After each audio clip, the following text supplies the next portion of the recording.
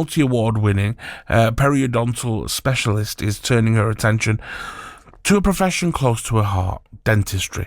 Dr. Rana Al-Falaki is founder of Nail It Leadership, an international speaker, a best-selling author, and a certified high-performance coach. She recently partnered with the Chief Dental Officer of England to launch Breathe Dental Wellness, which is a new platform designed to support the mental health and well-being of dental professionals who are facing growing pressures and alarmingly high rates of stress and burnout.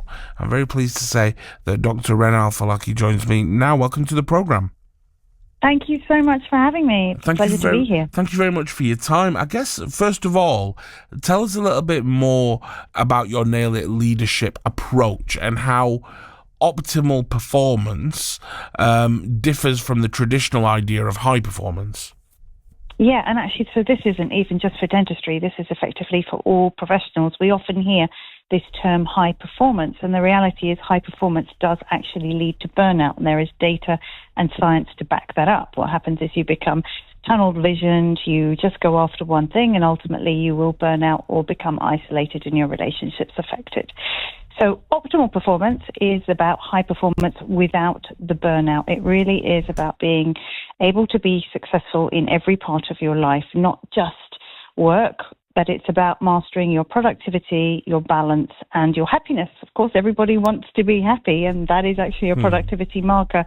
And so Nail It leadership is quite a unique and I suppose very current with the times form of leadership, where we realize we can't keep hammering away, working ridiculously hard, having surges of activity and then burning out, which is what most professionals do. Nail It leadership really dives deeply into mastering you as an individual so that you can achieve, but you don't burn out. And it's so about achieving sustainable high results. I mean, you mentioned there just how much of a high pressure profession dentistry is. It's one of the most high pressure professions out there. But with some of the highest rates of mental health and suicide, why do you think that this issue is largely not spoken about? Because I think if you went out to most people on the street, and told them that dentists have some of the highest rate of mental health and suicide, I think most people wouldn't believe you. I know. And whenever I tell my friends who are non-dentists, they have exactly that same reaction. But if you think about it, what does a dentist wear all day long? They put a mask on, right? And when that mask comes off, they have a smile on their face, and that's what they have to do. We're in a caring profession. We have to look after our patients. We have to focus and be there first and foremost. But at the same time, it's incredibly highly pressured. Nothing can go wrong. Everything has to be spot on. You have to look after your patient. Often you are a business owner as well, so you're trying to look after a business, look after a team in an ever-changing evolution with the economy, with how small businesses change, often limited by how you can actually upscale or increase your income if you happen to work for the NHS, and yet the outgoings continue to increase. And at the same time, we have a regulatory body that is an absolute killer, and any patient can choose to complain to the regulatory body if they're not happy, rather than go down a legal route when they may want compensation, without realizing that just one complaint could end that entire dentist's career, which is their entire lifestyle, when something may have gone wrong, which unfortunately occasionally there can be. We're working on the human body, things can go wrong. So often dentists are living pretty much in fear of their livelihood being ended if something happens. It's crazy pressure. And I mean, those are all of the things that you've described there are things that I think, correct me if I'm wrong, can also be applied to other parts of the kind of the medical professional sphere. Is this something that can be widened out to other medical professionals? Yeah, absolutely. And you're absolutely right. Probably the only exception being the owning your own business, because fewer medics will do that, even though they work privately. But yes, and that's why I formed MedDent Leadership and Wellbeing Academy, to serve anybody in healthcare, dentists, medics, whoever, because we are really quite unique, and it's so great to be able to speak their language. So, of course, Nail It Leadership is a program and a formula that's available widespread for professionals, but I've honed it down within MedDent to speak their languages specifically, so we really understand and tailor to their specific pains. It's, Stress Awareness Month at the moment. Obviously, it's very important that we address stress, mental health head on. But within the Asian community, and after all, this is an Asian program, so have you encountered what we've kind of noticed as a reluctance or a taboo or a stigma to discuss things like mental health within the Asian community, and obviously a large swathe of medical professionals, be they dentists or otherwise, are from the Asian communities. Have you noticed a reluctance to kind of discuss these issues? Goodness me, very much so. It's such a valid point. Thank you for bringing that up. Yes, absolutely. If we think about the Asian communities, there's pressure even when you train as a doctor or a dentist. It's the done thing. It's the expected thing. It's what your parents wanted you to do. You can't possibly share with your community that you may be failing or you may be struggling.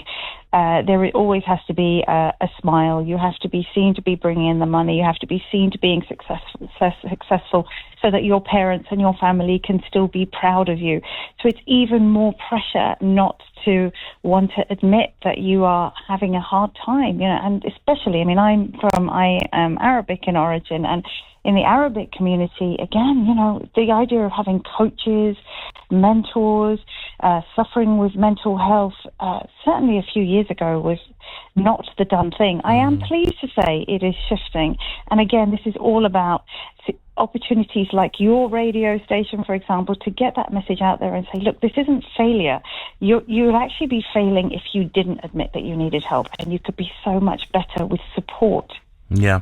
Let's talk about Breathe Dental Wellness. This is a platform that you recently launched in partnership with the Chief Medical Officer of England.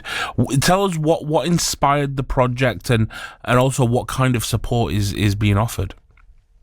So again, a little bit how you pointed out about the Asian community having stigma. Anything to do with mental health has stigma, and particularly in the medical and the dental profession for sure. And so we wanted to create a platform that allowed that specific profession to be able to be signposted to the relevant resources and help that they need. Now, as medics and dentists, there are NHS resources that are there designed to help them. But again, there's a lot of stigma in the dental community of not wanting to seek out help for fear of potentially losing their jobs when most of them are self-employed or their income being affected. That's a big one. So the idea of Breathe Dental Wellness evolved not just from, let's not just signpost people to where they can go and why. Let's actually consider the entire dental community, everybody in the dental industry, the dental nurses, the receptionists, the technicians, the dentists, the hygienists, the academics, everybody, so we could speak your language. But let's also give you specific resources. In other words, there's no point me giving you generic advice about breath work or mindfulness and saying go out for a walk for an hour, because they don't have an hour. Most of their lunch breaks are spent doing paperwork and writing up notes. So how can we give you the specific tidbits needed to help elevate your energy? So BREATHE stands for breath work, which is all about mindfulness, taking a breath, stress regulation. The R is about re-energizing. The E is emotional regulation.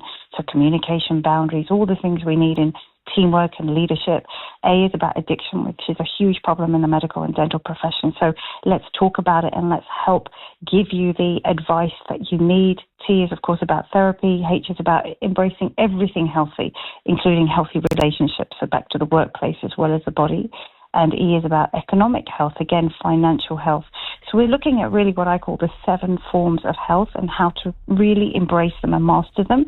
It just so happens that we speak your language because you happen to be in the field of dentistry, and there's no reason why the similar platforms cannot be created for other professions so that they really feel heard and understood. Indeed, fascinating. I mean, you've covered quite a bit of kind of advice, or I guess tips there.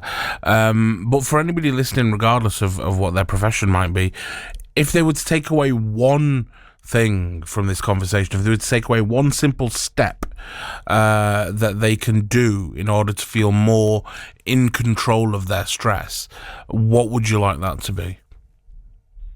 I'd probably say two things. One is, let's eliminate the stigma. There is nothing wrong with talking about your mental health. But the other tip I would actually give you is exactly that. You mentioned the word being in control.